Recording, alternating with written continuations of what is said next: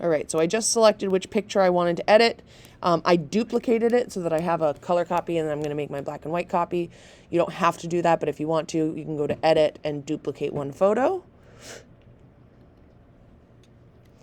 And then we're going to open up our editing controls. I tend to like to make my menus smaller so that I can just open the ones that I want. So you just click the little caret. So how do you duplicate it again? The duplicate, go to Edit along the top menu. You can't see it on mine, but it's like File, Edit, the regular File, Edit menu. Go to Edit and duplicate one photo. Mm-hmm. Yep.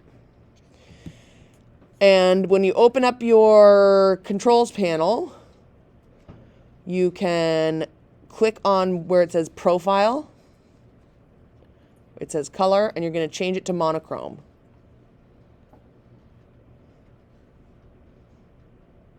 Now, maybe you like how that edit looks already, just regular monochrome. You don't necessarily have to process it more than that. However, usually doing a little tweaking, the color menu is not going to do anything for us because we don't have any color. So you want to use the light menu. Exposure, those of you who did the basic photography vocabulary, exposure is how much light is in a picture. So if you pull exposure up, it gets brighter. Ah! If you pull it down, it gets darker. How do you get To here, yeah. open this little, oh, you can't see my whole screen. Ugh. You're going to click these little, like, what are those things called? Pull bars.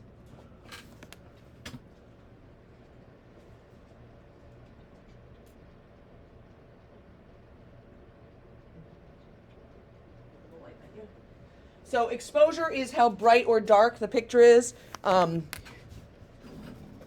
Contrast is the difference. Now we'll learn a lot more about this in the next unit, but contrast is the difference between light and dark. So when you up the contrast, what happens is that the lighter parts get lighter and the darker parts get darker.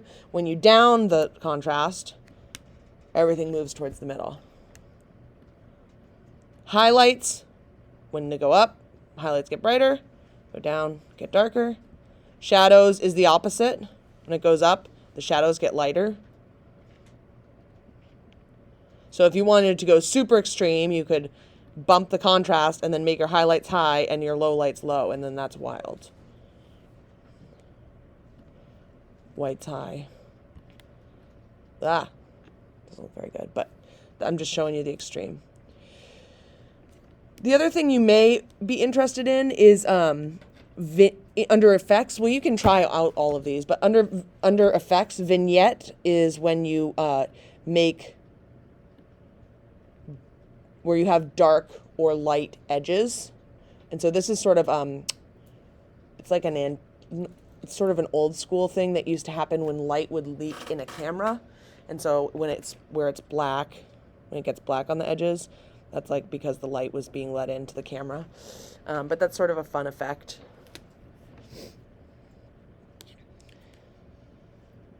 Do not underestimate the power of cropping. Oop.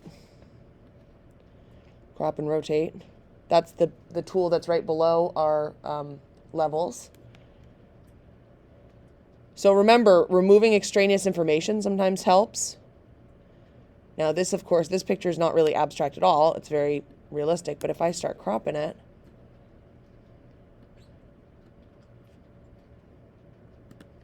woo, now all of a sudden it's sort of abstract. Doesn't look like a letter exactly. Command Z takes you steps back.